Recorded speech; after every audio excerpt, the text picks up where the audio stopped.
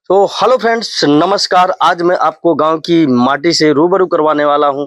तो आज आप देखेंगे कि गांव में किस तरह के घर रहते हैं, किस तरह से उनके ऊपर का छत रहता है। तो आज आपको मैं फुल डिटेल से बताने वाला हूं। तो आप लोग बने रहिए मेरे साथ।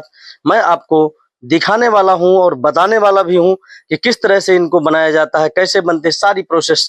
तो चलिए, मैं गाँव पर एक कच्चे मकान पर हूँ और ये जो मकान है वास्तव में वातानुकूलित होते हैं। समय के अनुसार गर्मी में ये ठंडक पहुंचाते हैं और सर्दियों में इनमें गर्माहट महसूस होती है। बहुत सुंदर होते हैं ये अपने लिए या ग्रामीण वासियों के लिए किसी लग्जरीज उससे महल से कम नहीं होते हैं। तो आप देख रहे होंगे इसके छप्पर को, जैसे मैं आपको दिखा पा रहा हूँ कि इसका जो छप्पर है आप देख लीजिए।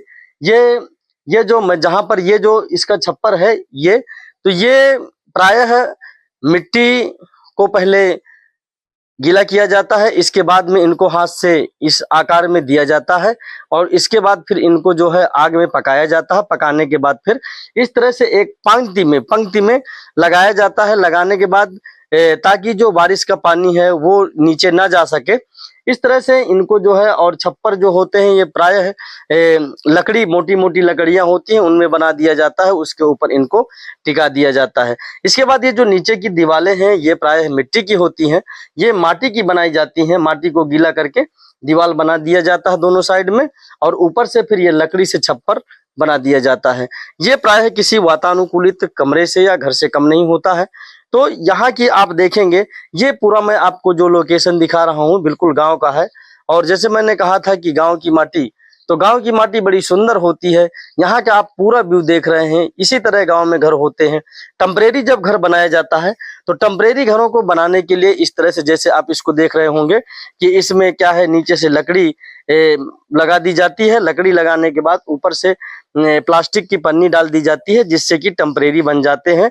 और इस तरह से तो आप देख रहे होंगे कि किस तरह से घर रहते हैं। ये देखिए, चारों तरफ हरियाली रहती है, पेड़ पौधे रहते हैं और आप देख रहे होंगे जगह की कोई शॉर्टेज नहीं होती है।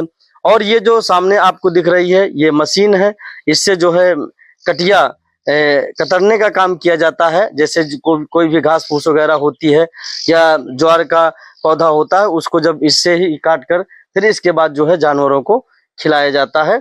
ये देखिए, तो गांव की माटी, गांव की शोभा में आपने देखा। देखिए, कभी कभी ऐसा देखते होंगे आप लोग, ये देखिए बड़े बड़े घर होते हैं बहुत सारे। यहाँ पर देखिए ऊंचे ऊंचे होते हैं, दो दो खंड के इसमें भी होते हैं। अगर दो खंड का कोई घर होता है तो उसको अटारी कहते हैं। तो इस तरह से बहुत सारे घर होते हैं। उन घरों पर जो है अलग प्रकार से, अब देखिए जैसे यहाँ पर, जैसे आप लोग सोफा और कुर्सी का प्रयोग करते हैं, तो यहाँ पर देखेंगे इस तरह की छोटी छोटी इनको चबूते टाइप बना दिए जाते हैं, जिनको यहाँ पर चौटी कहते हैं। उनको बना दिया जाता है, लोग बाग इसी पर बैठते हैं। ये देखिए, इन पर लोग बाग बैठते हैं। बैठने के बाद यहीं पर अपना बातचीत करते हैं समय। फिर इसके बाद पर वो जो है, तो ये बैठने के लिए किसी मोढ़े से कम नहीं होते हैं। तो इस तरह से ग्रामीण अंचल में इस तरह की सारी व्यवस्थाएं हैं। जानवरों को भी रखा जाता है और यहाँ पर यहाँ की जो हरियाली है वो बड़ी सुंदर है, मन को प्रसन्न करने वाली, मन को मोहने वाली है। और यहाँ पर आप देख रहे होंगे इस तरह से अगर थोड़ी सी मिट्टी भी हो जाती है तो ऊपर जो है पौधे तैयार हो जाते हैं। जैसे ये है आपका, ये तोरई का पौधा है, ये अभी इसमें फल देगा, फल लगेंगे। तो इस तरह से यहाँ पर छोटी छोटी करके बागवानी भी कर ली जाती है। जैसे मैंने अभी आपको बागवानी दिखाई, ये देखिए यहाँ से बागवानी कर ली जाती है। जैसे यहाँ पर आप देख रहे होंगे, ये देखिए यहाँ पर छोटे छोटे हैं, इनमें से फलदार वृक्ष यहाँ छोटे छोटे लगा दिए जाते हैं। तो उनसे भी जब ये बड़े होते हैं तो बहुत सुंदर और अच्छा लगता है।